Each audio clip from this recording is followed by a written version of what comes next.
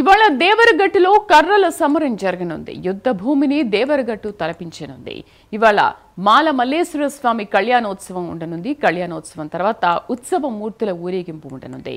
విగ్రహాలను వశం చేసుకునేందుకు 11 గ్రామాలు పోటీ పడబోతున్నాయి. దేవరగట్టుకు వేలాది మంది భక్తులు తరలిరానున్నారు. పోలీసులు కట్టుదిట్టమైన భద్రతా ఏర్పాట్లు చేశారు. మా కరెస్పాండెంట్ శివరాజ్ పూర్తి సమాచారం అందిస్తారు. శివరాజ్, ఎటువంటి ఏర్పాట్లు చేశారు? ప్రస్తుతం పరిస్థితి ఎలా ఉంది? శ్రీదేవి, కర్నూలు జిల్లా ఆలూరు తాలూకా దేవరగట్టులో మరి కాసేపట్లోనే బన్నీ ఉత్సవాలు ప్రారంభం కానున్నాయి. అర్ధరాత్రి 11 గంటల నుంచి దాదాపు ఉదయం 6 గంటల వరకు ఈ ఉత్సవం అయితే జరుగుతుంది. ముఖ్యంగా 11 గంటల సమయంలో శ్రీ మాల మల్లేశ్వర స్వామి అమ్మవారికి ఇక్కడ ఏదైతే దేవరగట్టు గుడిలో స్వామి అమ్మవార్లకు కళ్యాణం నిర్వహించి అనంతరం ఆ సింహాల కట్ట వద్దకు తీసుకొస్తారు. అక్కడి నుంచి ఈ బన్నీ ఉత్సవం అయితే ప్రారంభమవుతుంది. అక్కడి నుంచి ఏదైతే నెర్లిగి తాండా, కొత్తపేట ఈ 3 గ్రామాల ప్రజలు ఏదైతే ఉత్సవ విగ్రహాలను తమ ఊరికి తీసుకెళ్లేందుకు ప్రయత్నం చేస్తారు. ఈ క్రమంలోనే ఏదైతే రింగులు తొడిగిన కర్రలతో సమరాన్ని చేస్తారు. దీన్ని చూసేందుకు కర్ణాటక, మహారాష్ట్ర, ఇటు ఏపీ నుంచి భారీ స్థాయిలో అక్కడ భక్తులు చేరుకుంటారు. దాదాపు 3 లక్షల మంది ఏదైతే దేవరగట్టుకు చేరుకునే పరిస్థితి అయితే ఉంటుంది. సాయంత్రం నుంచి ఏదైతే భక్తులు స్వామి అమ్మవారి దర్శనం అనంతరం ఏదైతే కళ్యాణం జరిగిన అనంతరం ఏదైతే దేవరగట్టు సమరం జరుగుతుందో ఈ సమరానికి కట్టుదిట్టమైన భద్రతా ఏర్పాట్లు ఇటు జిల్లా కలెక్టర్ కావచ్చు, జిల్లా ఎస్పీ ఆధ్వర్యంలో కట్టుదిట్టమైన భద్రతా ఏర్పాట్లు చేయడం జరిగింది. ముఖ్యంగా గత సంవత్సరంలో జరిగిన కొన్ని ఘటనలను దృష్టిలో ఉంచుకొని ఈసారి అదనంగా దాదాపు 10 డ్రోన్ కెమెరాలను ఏర్పాటు చేసి దాదాపు 100 పైగా ఎల్ఈడి లైట్లను ఏర్పాటు చేసి ఎక్కడ ఎలాంటి ఘటనలు జరిగినా కూడా వెంటనే అక్కడ స్థానిక పోలీసులలో అప్రమత్తమై ఆ ఘటనలను జరగకుండా చూసేందుకు దాదాపు 800 మంది పోలీస్ సిబ్బందితో ఈ బన్నీ ఉత్సవాలను ఏర్పాటు చేసినట్లుగా జిల్లా ఎస్పీ విక్రాంత్ పాటిల్ చెప్పారు. ముఖ్యంగా ఎస్పీ బన్నీ ఉత్సవంలో జరిగే హింసను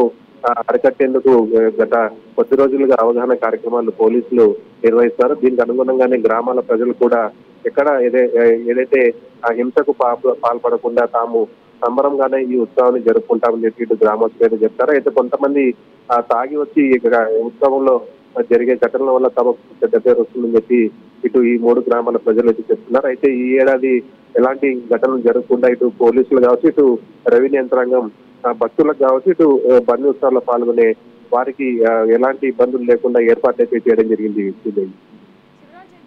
లాస్ట్ ఇయర్ కి ఈ ఇయర్ కి కర్రల సమరంలో ఏమైనా ఈ మార్పులు చేర్పులు ఏమైనా చోటు చేసుకున్నాయి? ఎందుకంటే లాస్ట్ టైం కొన్ని ఘటనలు జరిగాయి. ఇప్పుడు అలాంటి ఘటనలు రిపీట్ కాకుండా కట్టుదిట్టమైన ఏర్పాట్లు పోలీసులు ఏ విధంగా చేశారు?